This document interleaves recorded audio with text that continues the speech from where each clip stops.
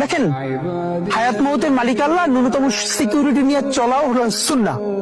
কিন্তু আমাদের লড়াইটা হলো, আমার মা স্বাভাবিকভাবেই কান্নাকাটি করেন, আমার পরিবার সবাই। তো আমি আমার মাকে বলেছি যে দেখো, মানে আমরা যে লড়াই নেমেছি, আমার একটা মনে হয় কি, কোন রাজনীতিবিদের না বাসায় মৃত্যুটা হইতে পারে না, এটা কোনো ভালো মৃত্যু না।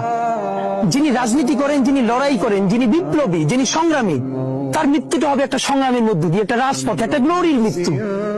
আমি তো ভীষণ ভাবে প্রত্যাশা করি, আমি ছোটবেলা থেকে এই স্বপ্নটা দেখি, অনেক জায়গায় বলেছি, যে একটা তুমুল মিছিল হচ্ছে অন্যায়ের বিরুদ্ধে, সেই মিছিলের সামনে আমি আছি, কোন একটা বুলেট এসে আমার বুকটা হয়তো বিদ্ধ করে দিয়েছে, এবং সেই মিছিলে আমি হাসতে হাসতে আমি শহীদ হয়ে গেছি।